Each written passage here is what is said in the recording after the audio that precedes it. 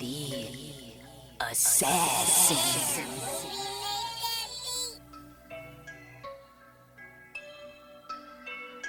You know I break necks, call me Jack Tate. I have no regrets while your life is fading. I'm a crazy fuck equivalent to Satan. When I'm behind the mic, I feel like the greatest. You know I break necks, call me Jack Tate. I have no regrets while your life is fading. I'm a crazy fuck equivalent to Satan. When I'm behind the mic, I feel like the greatest. What up, y'all? You're listening to Sports Talk with Tropp, and I'm your host, Katie Tropp. Well, damn, week 17, we weeded out a few more teams. The playoff eligibility is really starting to whittle down. We now are hitting the stride, and now it's basically just a matter of seeding. But it's kind of looking like some teams, even the teams that are playoff bound, you're starting to see some separation between the real and the fake. So let's get right into it. We had some Saturday games to begin with. So we first have the Houston Texans at the Los Angeles Chargers. And man, this Texans defense is so damn good. They really made this Chargers offense look so ineffective for the entire game. It was just, they are mobsters at the line. They just get right at you. It is all men on deck too. It doesn't matter who it is. They just play great. And then in the secondary, they're awesome as well. And then now, offensively, they're actually starting to get some things going. CJ Stroud, 15 for 28, 244, two touchdowns. I mean, this was my problem with them for the majority of the season, is that their defense was excellent, but their offense wasn't really getting going. But CJ Stroud's actually starting to make some connections with some of his receivers. And who knows? I mean, this is when you want to get your connections going. So maybe that's going to help them down the line here in the playoffs. But this defense is great. Now, the Texans did get the win 20-16. But the Chargers, man, they are such a weird team, and that's kind of what I'm looking at with the Chargers. Headed into the playoffs, it's like they have no identity. They're so just meh on offense. Their defense is good, but it's like that's only going to carry you so far if your offense just can't get it going at all. So I just kind of feel like the Chargers are probably going to be one of those one-and-done teams because they just do not show up for some of these games, even though they're an 11-5 team. But the Texans, they looked really good. They looked like they're ready to go for the playoffs. But we'll see because we still have one more week left of the regular season. Then also on Saturday night, we had the Baltimore Ravens at the Green Bay Packers. Neither Lamar Jackson or Jordan Love started in this one. So it was the backup quarterbacks for both teams. And that meant it was all Derrick Henry all night. And that is what the Baltimore Ravens did. Holy shit. Derrick Henry had 3 touchdowns in the first half. He ended up with 216 total yards and 4 touchdowns for the night, but 3 touchdowns in the first half. So that's what kind of night it was for the Ravens. They rolled over him 41-24. I will say, though, Malik Willis filled right in for Jordan Love. He went 18 for 21, 288 yards and a touchdown. He played some solid football. It just kind of feels like in the previous game, it looked like he injured his shoulder, and it kind of felt like that was bugging him a lot through this game, and it kind of hampered the way he played. Even though that Packers defense just got ripped apart. I mean, it wasn't even just Derrick Henry that was a problem for them. It's just this Baltimore offense actually looked pretty damn good against this Packers defense. And part of the problem is now that they've lost their edge rushers, they just don't look good. And you could basically just get around. And then when you got a running back like Derrick Henry, who's literally the best running back in the league, if he gets going, he's really difficult to stop. And that was the type of game he needed. That was the type of game the Baltimore Ravens needed, because now headed into Week 18, the Ravens are actually going to be playing for their division headed into Week 18. This saved their playoff hopes. So this was everything that they needed, and really not anything that the Packers needed, because they're headed into the playoffs, yes, but that's not the way you want to head into the playoffs, especially against a team that's pretty good, but I mean, shouldn't be running over you that hard. But man, Derrick Henry, he had quite the night. Then we move on to Sunday's games. We had the Pittsburgh Steelers at the Cleveland Browns, and this is actually why the Ravens also still have a shot at the playoffs, because the Browns were able to hang on in this one and get the win 13-6. This Steelers offense really was missing DK Metcalf, but I will say this is kind of how their offense has looked, very on and off. And then when you're playing such a good defense like the Browns, and you could obviously tell they were really concerned with not giving up a sack to Myles Garrett, which they did not do, but they did not get the win in this one either. There was a couple of plays where it was pretty close, and Aaron Rodgers did get sacked, and when he got sacked, he even turned around to check who it was. And it did not happen to be Garrett, but they were definitely concerned with him all day. And it just, you could tell the receivers that Rodgers has right now without DK Metcalf, none of them were in sync with him yesterday. There were a couple of stupid, boneheaded plays by their offensive linemen. It's just their offense was in complete disarray. Their defense played great. Browns' defense played great. I mean, the Browns' offense played terrible, too. They were not good at all. They really couldn't get anything going. It was a solid day for Shedeur. He went 17 for 23, 186 yards and a touchdown. He did have a couple of interceptions, though, and one was just a stupid interception. But, I mean, overall, 13-6 game, you could see how that game really was. It was all defense, and it was really no shock because it's an NFC North game, and that's just kind of how it goes. But that is why the Ravens are still in it, because the Ravens got their win, Steelers lost, and now there's a battle for the NFC North, the AFC North coming up on Sunday Night Football, actually, next week. Then we had the Arizona Cardinals at the Cincinnati Bengals, and this went as expected. The Cincinnati Bengals smashed the Cardinals 37-14. Joe Burrow, this is exactly what I thought was going to happen. I felt like Joe Burrow, the rest of the season for him was going to be just getting back to normal play, because, I mean, the dude's he's been not only injured this year, but he's been injured last year, and he's just been injured a lot throughout his career. So I'm sure just for him, these last few games have been like, just get back in order, just get back to playing football, and just get back to playing good football. And he's been playing good football.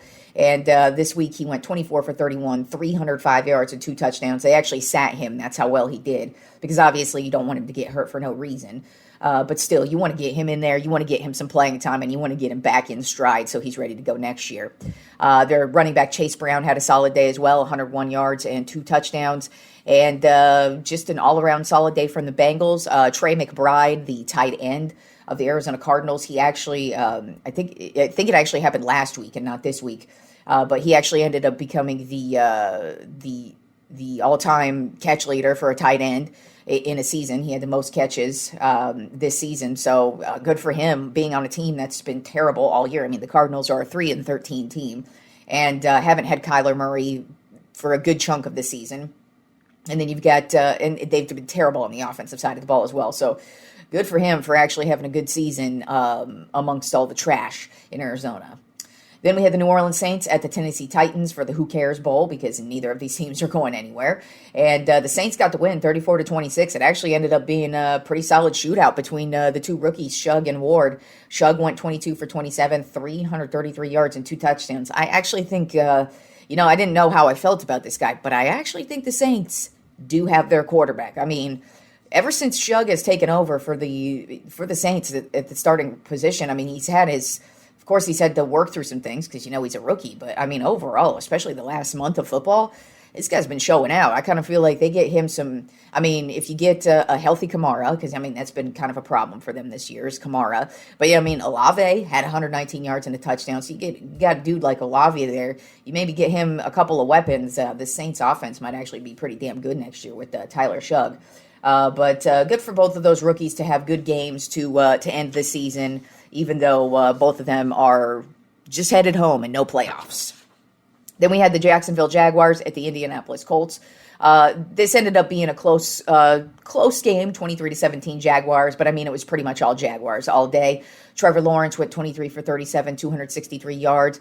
ETN had 76 yards. It was actually a defensive battle, especially with the Jacksonville Jaguars. Their defense has been holding it down for them all season, and that's what that game was. The Colts were already knocked out of the playoffs because I think it was because of the Saturday game. Yeah, when the Texans won, that knocked the Colts out of the playoffs. So they really had nothing to play for, but they came out, they played, but unfortunately for them, the Jaguars just held on to it and got the win. Then we had the Tampa Bay Buccaneers at the Miami Dolphins, and gotta say, one of the weirdest downfalls of the season has been the Tampa Bay Buccaneers. They came right out the gate. They were playing excellent football to start the season, and then the last, they're on like a 7-game losing streak right now, I believe. So it's like they haven't been playing good football for about 2 months right now. And it's like, what is going on with this team? They're even starting to get some of their injured players back. And now they lost to a terrible Dolphins team, 20-17. Quinn Ewers, their rookie quarterback, was playing, and he had a couple of touchdowns. Actually, really trounced over them. So, and this Dolphins team really doesn't have anything to play for, whereas the Buccaneers, all they had to do was win. And now, lucky for them, spoiler alert, because we haven't got to this game yet, but the Panthers lost, so they will both be playing for their division, but neither of these teams really want to win the division. It's just the weirdest thing when it comes to both the AFC North and the NFC South. It's like, who wants to win these divisions? And right now, neither the Buccaneers or the Panthers want to win this division. As a matter of fact, somehow the Falcons, if the Falcons end up winning their next 2 games, they could mess things up, heading into next week. And then I guess like somehow because of the way the stats roll, the Panthers would get in or whatever. I don't know. But it's just like a weird division where none of these crappy teams want to win. And I just don't understand what happened to the Buccaneers, because it's not like they lost all their players or anything. It's just, they just are not putting it together at all lately. Then we had the New England Patriots at the New York Jets, and the Patriots just smashed the Jets, 42-10. Drake May, 19 for 21, 256 yards and 5 touchdowns. Yeah, 5 touchdowns. And now this Jets team is terrible. I think this is the 3rd week in a row that they've allowed over 30 points scored on them. So, yeah, it's just been that kind of year for the Jets. But the Patriots just keep on rolling, and they actually won their division thanks to the Buffalo Bills. Then we had the Seattle Seahawks at the Carolina Panthers. And like I said, the Carolina Panthers did not win this game because the Seahawks did. They got the win 27-10. And like I said, the Panthers didn't want to win. If they won yesterday and the Bucs lost, they would have won the division. But both of them lost yesterday. So now we're going to have a battle for the division. And it's like, who the hell wants to win this? Because, the last matchup actually was a pretty good matchup between the two of them, last week. Came down to the final battle, and the Panthers got the win. But now it's like, now they're going to be heading to Tampa. What's going to happen here? Are we going to tie? Then what happens? And I wouldn't be shocked, tie at 0, because that's just how these two teams are playing right now. Nobody wants to win that division. But the Seahawks, they are rolling. Their defense, freaking Bryce Young only had 53 passing yards yesterday. 53. He's the starting freaking quarterback. It was not a good day for this Carolina Panthers offense just as a whole, because this Seattle Seahawks defense, they are crazy. If this Seahawks offense is just able to put together even halfway decent games, their defense keeps them in it every single time. Darnold had a solid game, 18 for 27, 147 yards and a touchdown. Charbonnet had 110 yards on the ground and 2 touchdowns. And then JSN had 72 yards. So it was just an all-around solid day from the Seahawks, offensively, defensively. And now they actually head into a battle with the San Francisco 49ers this weekend for the number 1 overall seed and for their division as well. So a lot's going on. Well, not a lot. A few really key games heading into Week 18, but there's a lot of crap on deck too. There's a lot of teams that have already announced backups will be playing because they have nothing to play for. Then we had the Who Cares Bowl between the New York Giants and the Las Vegas Raiders. This was actually who gets the first pick in the draft next year, basically. And obviously the Raiders really wanted that because they got their asses smashed by the Giants 34-10.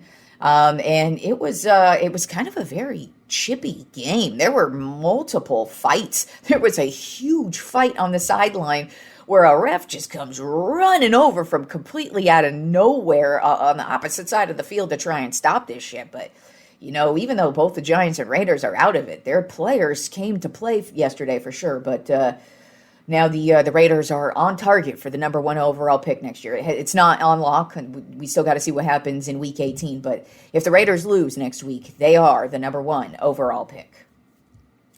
Then we had the Philadelphia Eagles at the Buffalo Bills. And I just got to say about the Buffalo Bills, what the fuck is up with this team?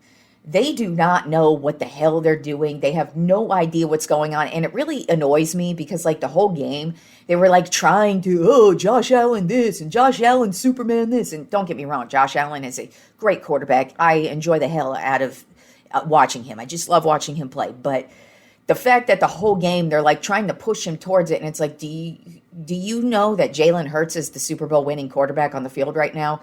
Don't get me wrong. Like I said, Josh Allen, excellent quarterback, but he has won absolutely nothing, and he's done absolutely nothing. And I can guarantee you he feels the same way I do, because I'm sure he wants that Super Bowl ring way more than that MVP he got last year. And don't get me wrong, he's definitely the MVP of this team, but what the hell was that from all of them yesterday? Not Josh Allen in particular. I mean, the whole fucking team. This team never knows.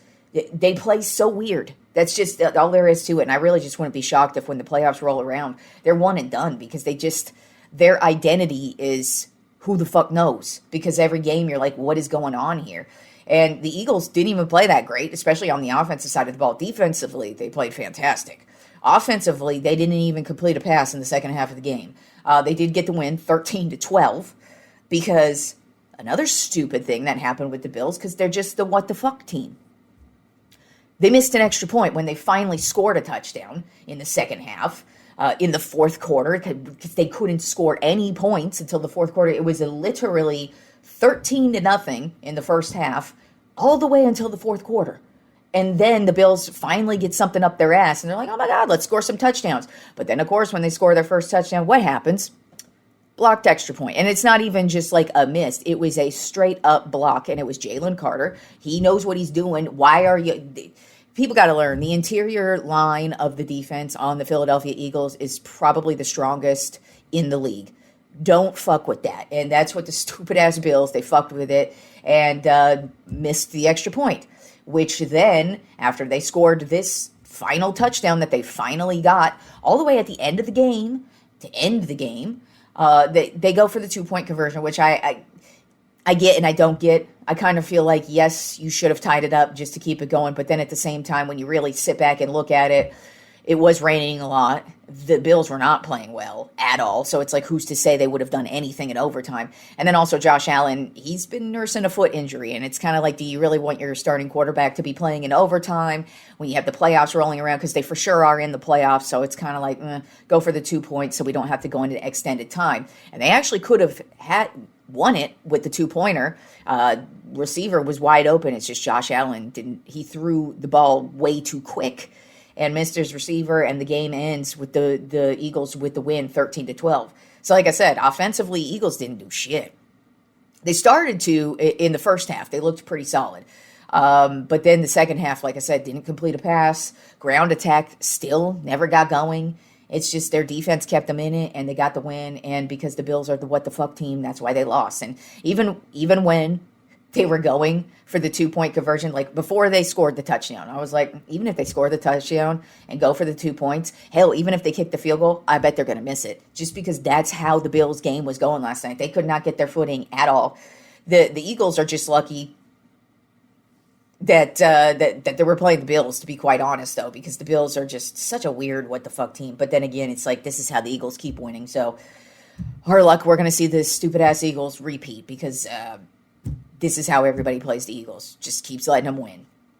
And then our Sunday night football matchup, which ended up being a doozy between the Chicago Bears at the San Francisco 49ers. And it started off with a pick six from Brock Purdy, and the scoring never stopped from either team, literally until the last play of the game. It was one of the craziest games between two. I mean, both Purdy and Caleb Williams were on last night. Brock Purdy had 5 touchdowns, 3 in the air, 2 rushing. And I mean, that's his second game in a row with 5 touchdowns, by the way.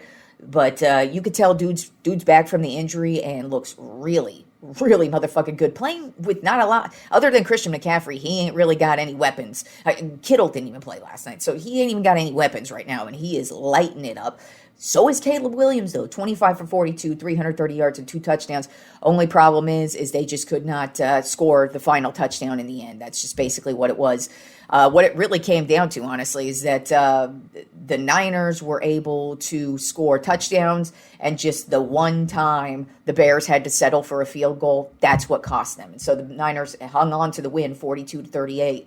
But, man, it was crazy. I mean, even on the last play, it's a 4th down, and Caleb Williams is about to be sacked, and he just kind of jumps and flips his feet up like a little ballerina and gets away, and you're like, that's how this game is, that even the last second, it just goes down to it. And, I mean, Bears could have easily won that one too, but the Niners really, it was all offense though, all offense. Both of these defenses played terrible last night, except for the Niners defense held it down on that final play. That was it. They only needed to hold it down on that final play, and they absolutely held it down on that final play. Also of note, like I said, McCaffrey is the only offensive weapon that Brock Purdy had last night, and he rushed for 140 yards and had a touchdown last night. So great game for him. Also, Burden, the wide receiver on the Bears, 138 yards and a touchdown as well. He needed to fill in because there's a few guys injured for the Bears right now, and he came right out the gate, but unfortunately he was injured on the last play, so who knows if that's going to affect them rolling into the playoffs. But that would suck if it did, because he's really kind of growing into a dude that could end up being reliable, because he made some real big plays last night. Then moving on to our last Monday Night Football game of the season, because there won't be one next week during week 18. Next week's only going to have Saturday and Sunday games. So this is it. Except for the playoffs. They do get a playoff game for Monday Night Football as well. But no more Monday Night Football after tonight. And unfortunately, it is a crap fest. It is the Los Angeles Rams at the Atlanta Falcons. Right now, the Rams are an 8.5-point favorite. Atlanta is a trash team, and they really don't have anything to play for. The Rams, they're not going to get the number 1 overall seed, but they probably would like to head into the playoffs and actually just get some real good wins here heading into the playoffs. And I kind of feel like that's what's going to happen tonight. I think the Rams are going to just turn it on offensively, and the Falcons are terrible. So I've got the Rams winning 35-10. Moving on to the Tropp 10 NBA Power Rankings for this week. Actually, really not a lot of, no different teams in here, but a little bit of movement. One team is falling, and it's pissing me off because it's my favorite team, but we'll get there when we get there. But let's start off with still remaining number 1 overall team, the Oklahoma City Thunder. Overall record of 27-5. This past week, they beat the Memphis Grizzlies, lost to the Spurs twice, and then beat the Philadelphia 76ers.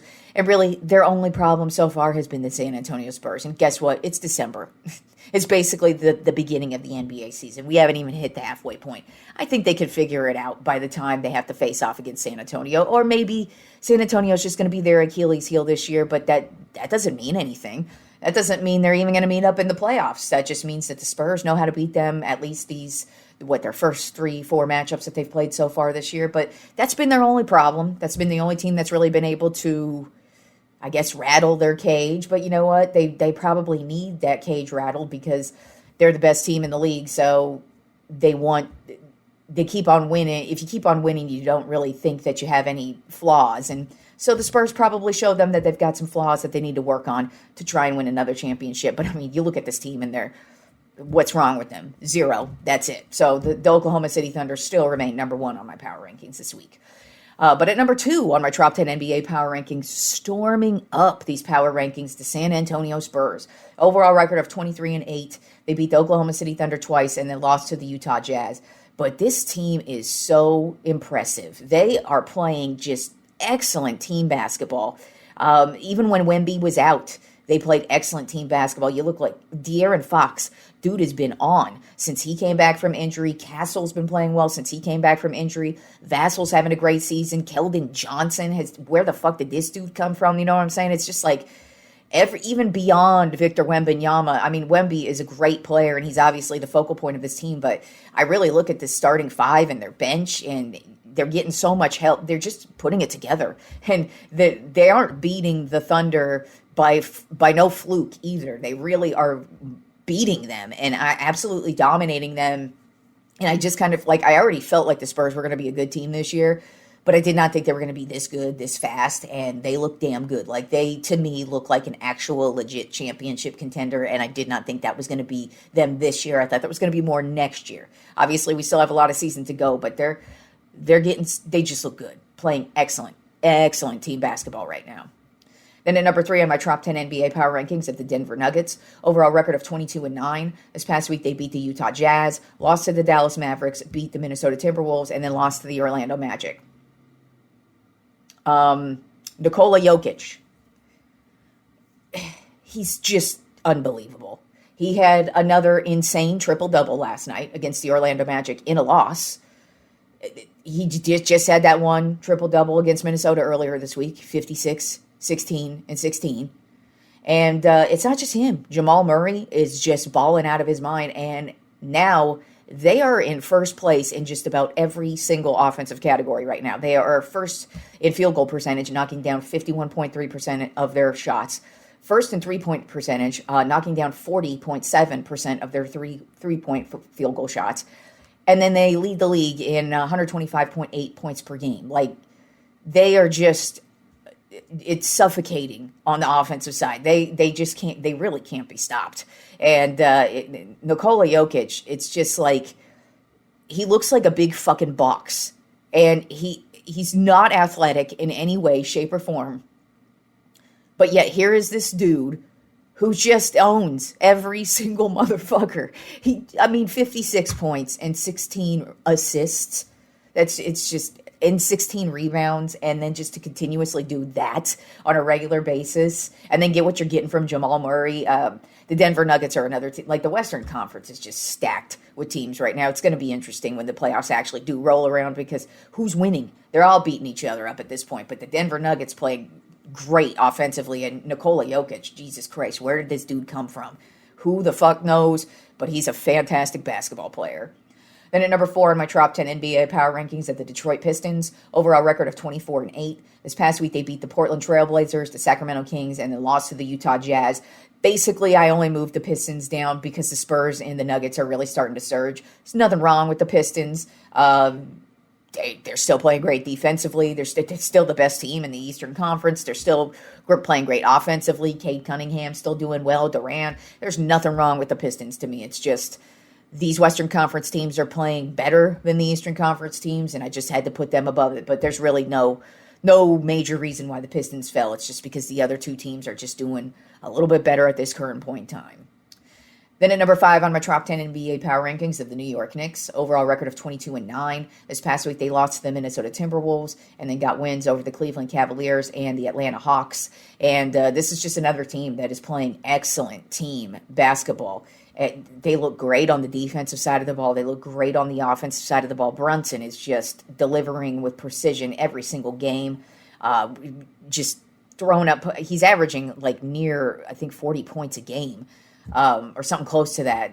I might be wrong. I think it might actually be 30 points a game. I think it's like 29 point something points per game. Regardless, he's on. Bridges is on, and then Karl Anthony Towns.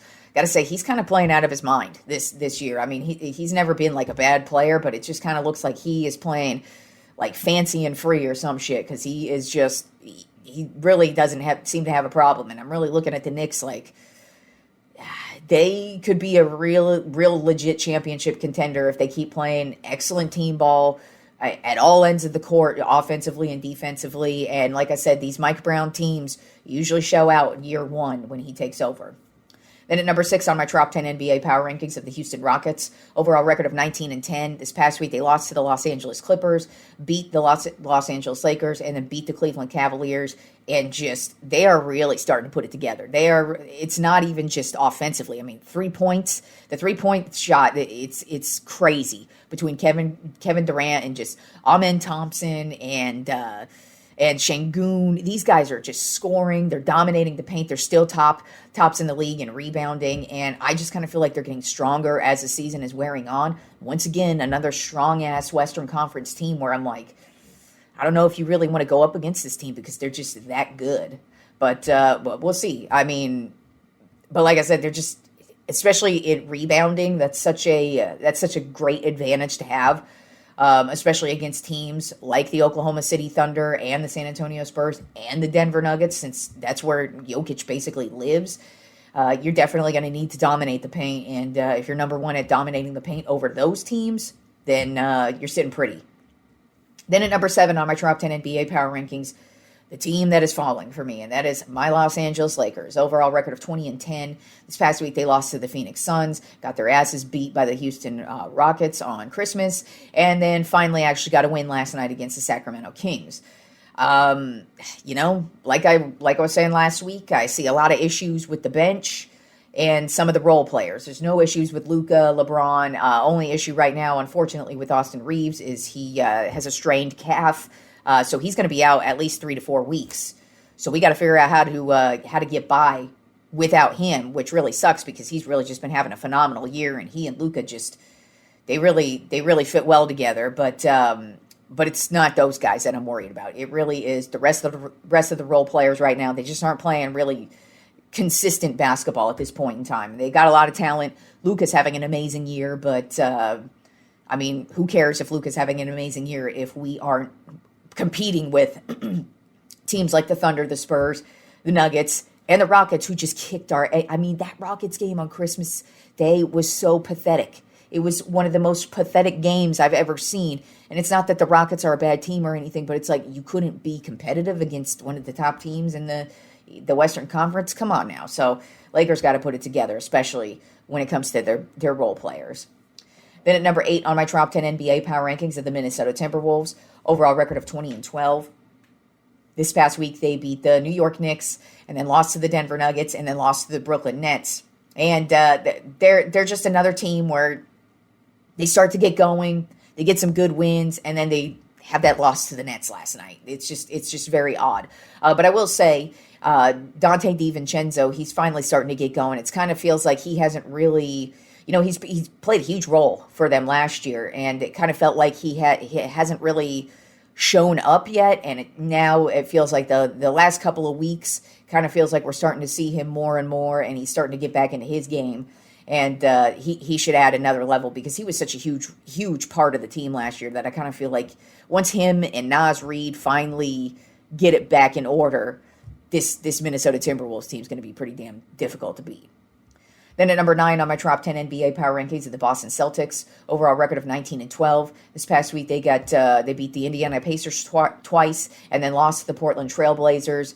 It's just with the Celtics, Brown, he's having a great year. I mean, nothing bad about him, but it's just like, is anybody else around him going to step up? And yes, on occasions they do, but I just kind of feel like the Celtics are really only in the conversation at this point in time because they're in the Eastern Conference. If they were in the Western Conference, ain't nobody would be talking about them. But since we really only have the Pistons and the Knicks and everybody else in the Eastern Conference, it's kind of like, well, the Celtics are still playing pretty decent basketball, and they do have Brown, but they're not really a threat, and they aren't really playing any consistent basketball really so far this season. They really haven't dominated anybody, and they just haven't really been a focal point. And I mean, that's just to be expected without Jason Tatum. But I will say, I think they're playing better basketball than I anticipated without Jason Tatum. But they still, kind of a middle of the road team right now, even though I've got them ranked at 9. But I mean, just comparing to the rest of the league, I don't really look at them as a contender. And then rounding out the top 10 NBA power rankings this week, I have the Orlando Magic. Overall record of 18-14. This past week, they lost to the Golden State Warriors, beat the Portland Trail Blazers, lost to the Charlotte Hornets, and then beat the Denver Nuggets. Yeah, they beat the Denver Nuggets. What I love about this team, though, is that they just have so many young nobodies just coming up and just playing great team basketball. Now, they're not playing great team basketball like the Spurs, but I kind of feel like they're kind of building a squad like that. I mean, Anthony Black, he's just shown out the last few games for them. So he just had a career high 38 points over the weekend. So he's starting to really get going. Then you've got Bane. I've been talking about Desmond Bane all season. I don't know where the hell this dude came from, but he's been playing excellent basketball for this Magic team. I mean, he's obviously the leader of the squad, which is weird because you kind of figured it was going to be Banchero, who actually isn't really having that great of a season. I mean, he's not like terrible or anything. It's just he's kind of disappeared a bit. You just don't see him really dominating the game as Desmond Bane or even Anthony Black have been lately. And then even Wendell Carter Jr., another guy who's just coming out of nowhere and just really is playing excellent basketball. But